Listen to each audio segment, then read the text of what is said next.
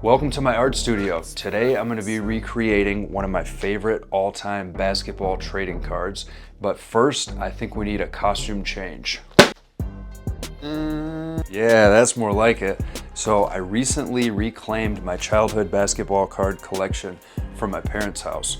It'd basically been sitting there for 25 years and it's super 90s nostalgia.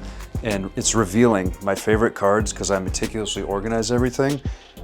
It's revealing as to the order. So not surprisingly, first couple pages, all Michael Jordans. Then we got Shaq on the Magic. Bit of an oddball, Shawn Kemp. Shout out / RIP to the Supersonics. Grant Hills, Penny Hardaway. Holographic cards, anything with a unique color background, I was always a sucker for. And I'm not going to flip through all these, but maybe I'll jump ahead to, I only had one Kobe Bryant, oddly enough, 0 Vince Carters, 0 Allen Iversons, but quickly I want to show these Z-Force. I love the unique creative backgrounds on these. So looking through these ahead of time, I've already decided I'm going to go with this Air Jordan with the planes. Not only do I think this will translate well into a drawing, but this card has special significance to me. It's one of the few cards I actually remember trading for, and I got it from a friend who actually recently passed away.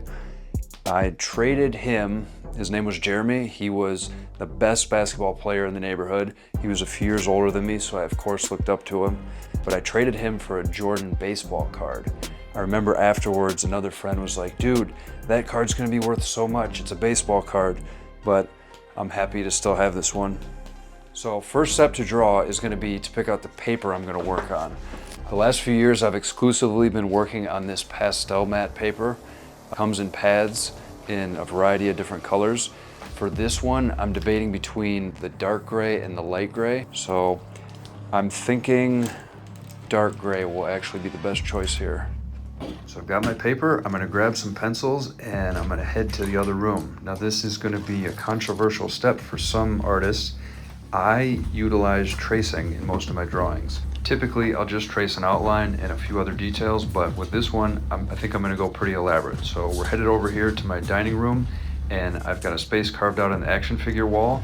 I'm gonna turn on my projector and we're gonna jump ahead a few steps because I actually have to use my camera for the projection.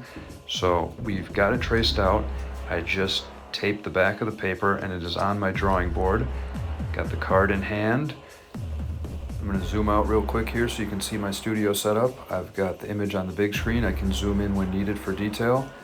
Let's begin. So I always start with dark colors first. I'm gonna fill in all the darkest black areas. Then I'm gonna start in with the browns, highlighting some oranges. Obviously this is sped up incredibly fast. And I like to do one color at a time. So now I'm basically doing all of the whites.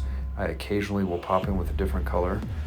Reds, filling in the whites for the shorts. With these pastel pencils, you can work over previous colors somewhat, but it is good still to keep in mind certain areas not to fill them in before you should.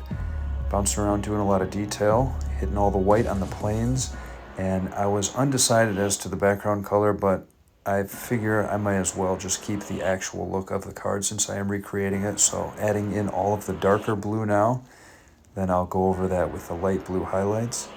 Bouncing around here for some final details. Adding just a hint of bright yellow, gives it a nice little accent highlight. Further darkening and sharpening some of the edges. Refining things as I go. Darkening and outlining the letters. Intentionally saved that for last so they wouldn't get muddied. Quickly signed it. Adding some more highlights, and we are just about there. And just like that, we have a completed drawing. I'm really happy with how this turned out. I was a little worried once I was starting because typically I don't do well with heads that small. Like you can see most of these other 9.5 by 12s, I'll blow the head up for the entire piece as a portrait.